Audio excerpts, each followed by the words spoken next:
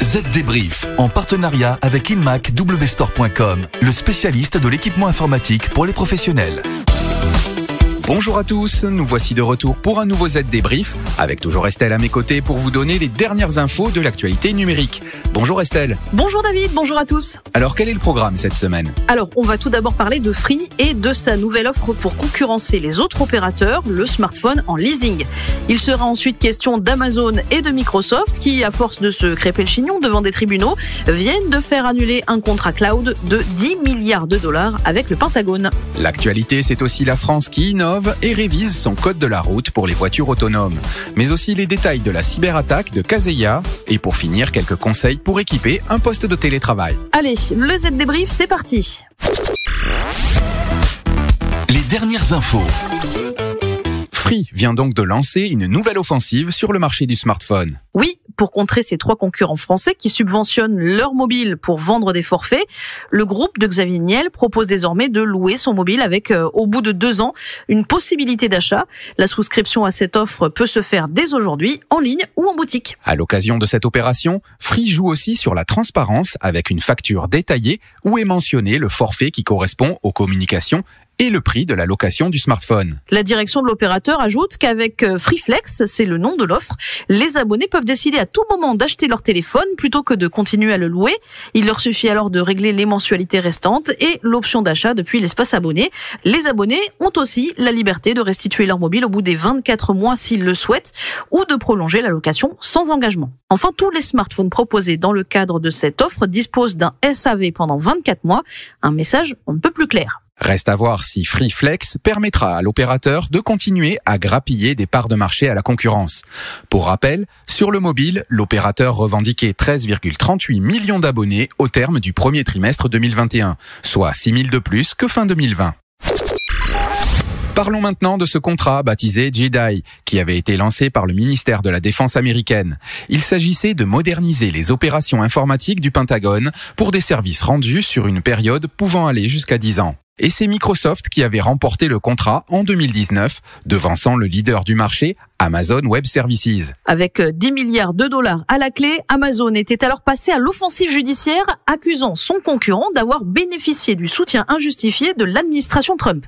Mais alors que la bataille faisait encore rage cette semaine, eh bien le ministère a finalement déclaré que les modalités de ce contrat étaient caduques et qu'un autre était en préparation. Et si le contrat JEDI avait pour objectif de moderniser les anciens systèmes du ministère de la Défense avec des services cloud plus récents, le futur contrat lancé par le Pentagone exige désormais que le futur fournisseur de cloud doive répondre à plusieurs critères, comme travailler sur les 3 niveaux de classification, être disponible dans le monde entier et avoir des contrôles de cybersécurité de premier ordre.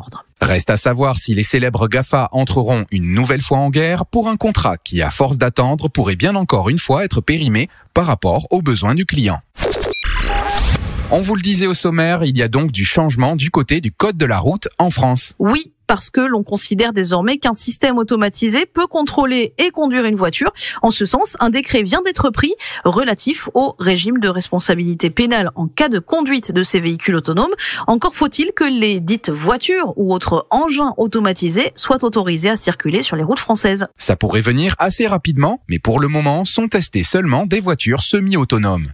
Voilà pourquoi le décret définit 3 catégories de véhicules à délégation de conduite partiellement, hautement ou totalement automatisés.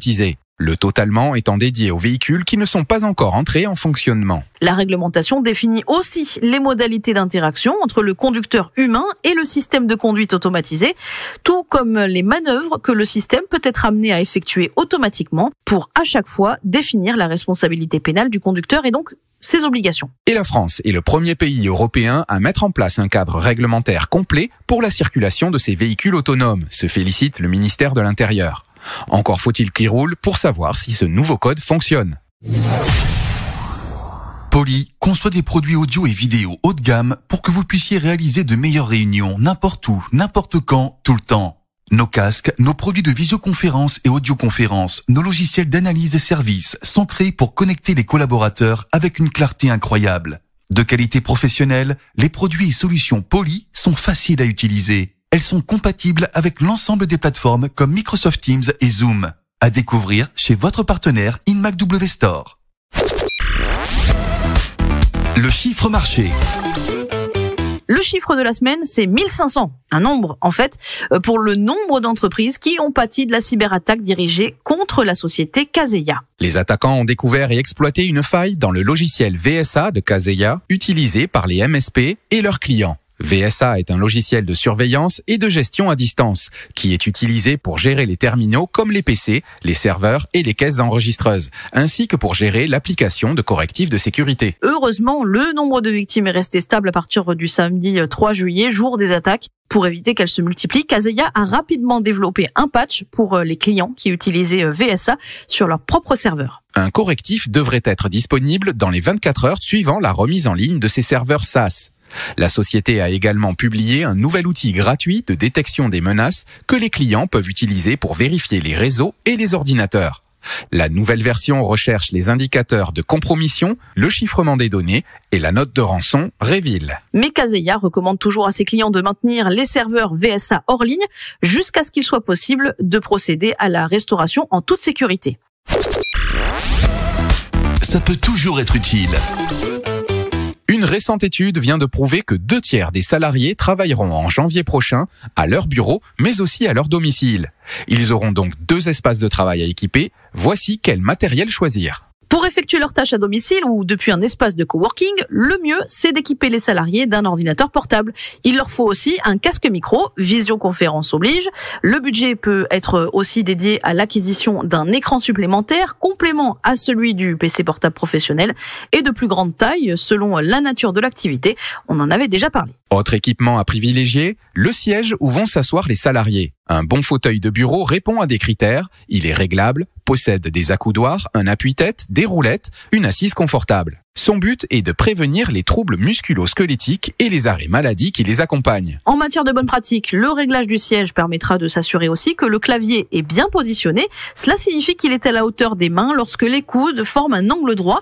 Quant à l'écran, il est à 40 à 60 cm des yeux. Un hub USB permettra aussi aux salariés de relier plusieurs appareils très simplement, pour une vingtaine d'euros maximum. Et puis, sachez aussi que l'éclairage n'est pas à négliger pour améliorer l'ergonomie de leur poste. Une petite lampe de bureau réglable peut faire l'affaire pour un budget modeste. Enfin, des aménagements logiciels sont aussi possibles. Ranger et organiser le bureau de son OS permet de gagner du temps pour les tâches répétitives en classant applications et répertoires essentiels. Et voilà, la liste est complète. À vous de l'adapter à votre société.